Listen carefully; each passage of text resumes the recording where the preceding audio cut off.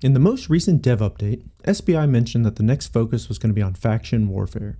They state that they're looking for a way to revitalize the mode and create a more engaging experience. In today's video, we're going to take a look at the current state of faction warfare and then see what we would do to fix it.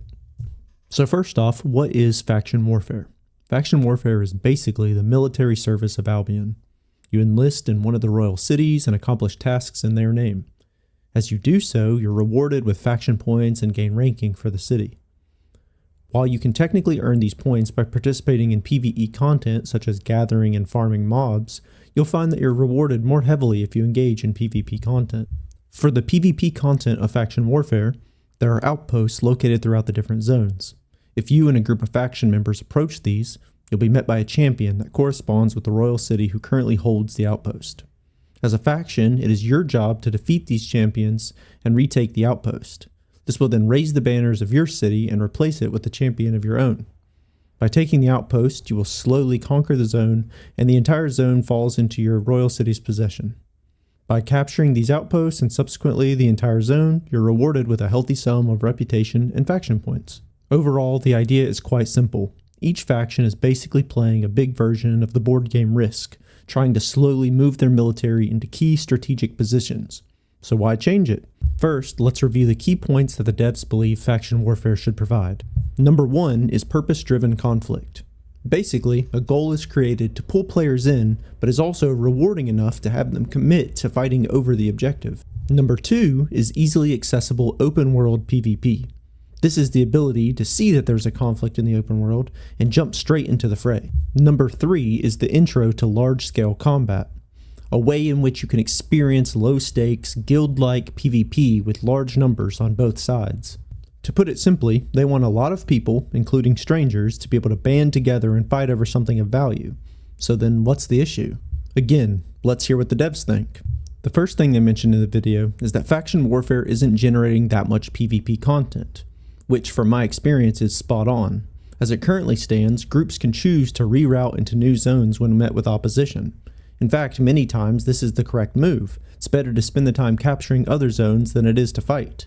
But interestingly, I think this applies to non-lethal zones and lethal zones for different reasons. In non-lethals, knockdowns result in a small amount of faction points that are honestly just not that worth it to farm. Whereas in lethal zones, the risk of dying means that you're effectively out of the fray for the next 15 minutes due to respawning and having to run back 5+ zones, which leads us to the devs' next point. In its current state, traveling to active faction warfare zones can just take too long.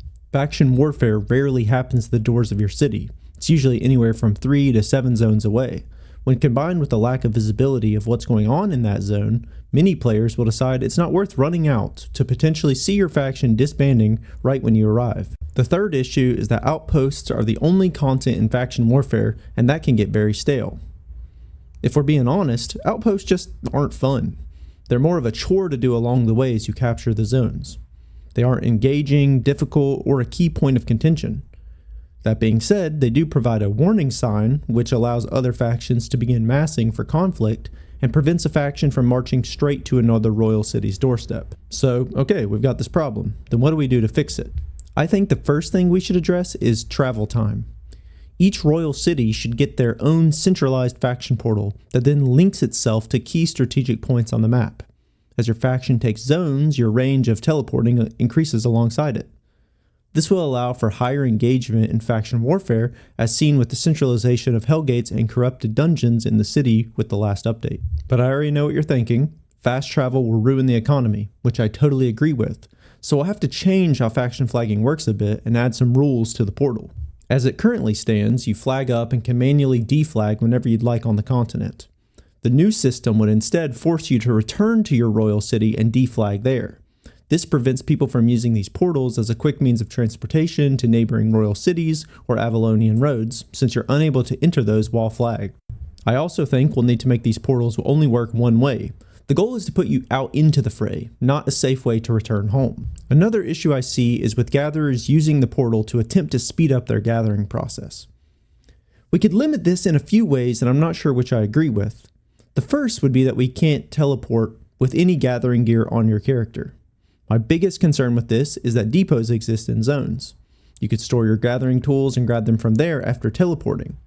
If we limit teleporting to be only items on your body, then it hurts those who want to engage in PvP with different sets depending on composition needs. There's also the issue of getting tools traded to you just after teleporting. If I'm in control and can do a complete rework, then my first thing would be removing the depots entirely. I don't know if they're that necessary. Then, on top of that, I'd add a debuff where you're not able to trade after taking the portal until you step back into your royal city. This would be similar to the deflagging change. Be sure to let me know if you have any ideas on this. Finally, we have the issue of respawn timers. What I mean by this is imagine you took a faction fight in a red zone and won. Hooray! You get some loot, you're regrouping to move on to the next position on the map when suddenly everyone you just beat is re-geared and teleported back. In theory, this is what we want. Faster combat and re-gear leads to more battles. But I think a cooldown on the portal, especially after death, will be necessary to allow for a bit of finality in fights. Okay, so we have how we're getting to the fights. But what will prevent people from just using the portals and then continue running away like they have in the past? My answer to this is castles, or something like castles. For those that don't know, castles are defendable structures that when held for X amount of time will allow you to open a chest with very good rewards. So let's implement this into faction warfare. I'm imagining each zone or every other zone has one of these structures with multiple defensive chokes, rewarding those who've seized the castle first. These castles, when captured, enable the use of the portal we mentioned before, another advantage.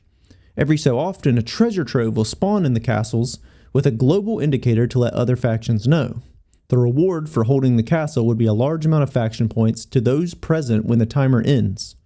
To create further conflict and encourage fights, if another faction usurps the castle and holds it until the end of the timer, then they'll be awarded additional faction points due to the difficulty of attacking. But what if the neighboring city is asleep? Won't it just lead to people sitting around and getting free rewards? Okay, so hear me out. I've got a crazy idea. My final addition to faction warfare are invasion portals. The concept of invasion portals is that they're faction portals coinciding with the major treasure trove spawns. So these rifts are going to open in all the royal cities for a set amount of time prior to the trove. This allows for the mobilization of multiple royal cities into one zone, meaning a singular castle could be attacked by every royal city at the same time. The balance to these portals is that they close, which means no reinforcements if you die. This forces invading factions to be tactical with their forces. It also allows for faction warfare to truly feel continental rather than only against neighboring royal cities. So okay, let's take two hypothetical scenarios, one with the old faction warfare and another with our new system. Let's say Billy gets home from work and decides to hop on Albion and participate in faction warfare for some cool fights and coins. He has limited time, so hopefully he can find some action. He opens the map and sees that 4 zones over his faction are attacking an outpost.